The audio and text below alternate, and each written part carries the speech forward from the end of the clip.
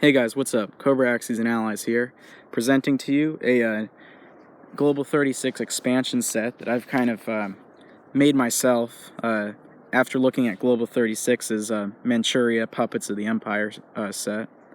Whenever I looked at this, I thought that it was kind of like it just added too much extra to Japan. It was kind of like, for new players, seeing the Manchurian army on the board might confuse you with someone else and not just a Japanese player's pieces in a different color.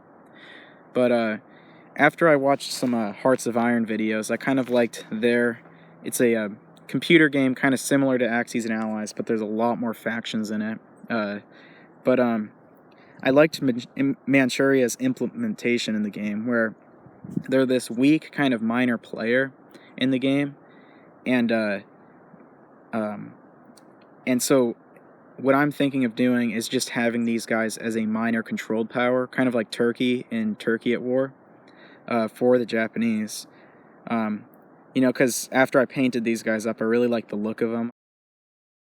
What I might even do is have it act like it did in Hearts of Iron, where it's its own kind of separate entity, kind of like the Comintern, where it can rise up and fight against Japan with the Chinese, but then and get offered leader points, but probably get crushed by the Japanese, or it could decide to still fight with the Japanese and continue attacking the Allies and everything, and have leader objectives in that direction. But I'm kind of leaning on the Turkey style Manchurian money being only given to Manchuria and not shared with Japan. Kind of like a Commonwealth, only for the Japanese, basically, where they can kind of lend lease each other's stuff easily and move on the same turn and everything, so that they're it doesn't kind of dampen Japan's attacking ability in northern China. As you can see here, I've painted up a lot more than what would regularly come in the HBG kind of pack for it, and I've got a few of my custom roundels that I've made up for this.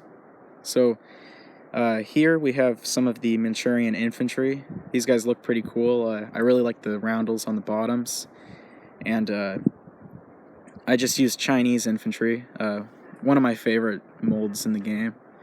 But yeah, these guys look pretty cool. I like the color scheme, the mustard yellow and everything. Here's a few of their militiamen. These are just HBG's militia, or German infantry with caps, I guess. Yeah, I just glued them to the militia chips from HBG, like all my other pieces in the game. Yeah, another cool looking piece, I guess. Next up is my Risk Cavalry. These look pretty good, kind of contrast well with the Chinese cavalry that they're fighting. Really aggressive stance with a gun and everything on horseback. Next up is my fighter. I was doing some research, and they mainly used biplane fighters, so I used one of these 1914 ones that I had. I really like the Manchurian roundel.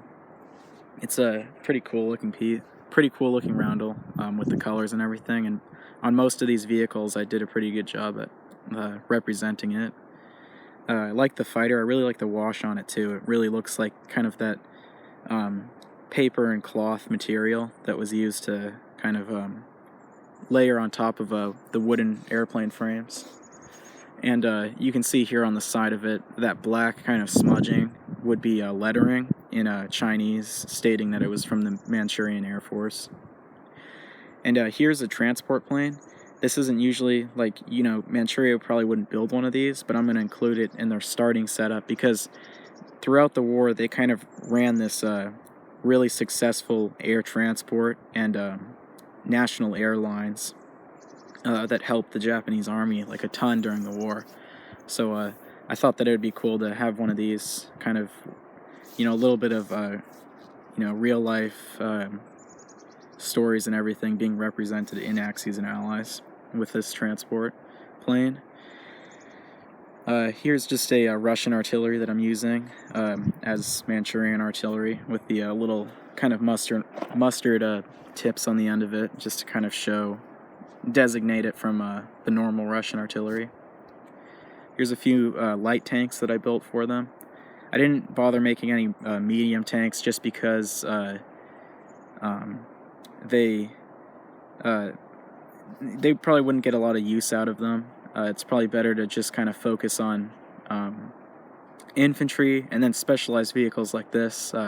This is a Japanese self-propelled artillery gun.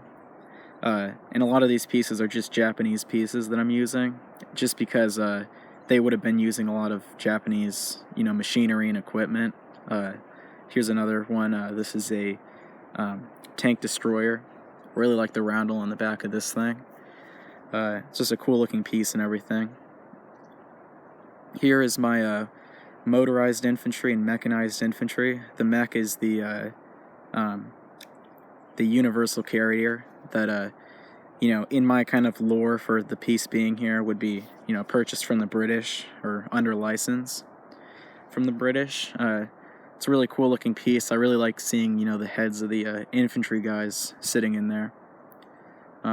Here's another 3D printed piece. This is a armored car. It's a German armored car from World War I, but I thought it was just a cool looking kind of boxy, almost improvised looking vehicle that the poor kind of Japanese influenced Manchurian government would be using or forced to use. Here's one of their submarines. This is just an American Gatto class that I painted in black. No camo or anything. This fleet is really just supposed to represent kind of like an old ragtag force of ships and everything. Like this might be like a World War I sub. Just all black, kind of U-boat colors, maybe purchased from the Germans at some point. This is a destroyer. This will probably be in their starting setup in my implementation of this, just because they operated a Japanese destroyer flotilla throughout the war. This is the transport, just a neutral transport that I painted up in these Manchurian national colors. And lastly, a 3D printed Japanese dreadnought.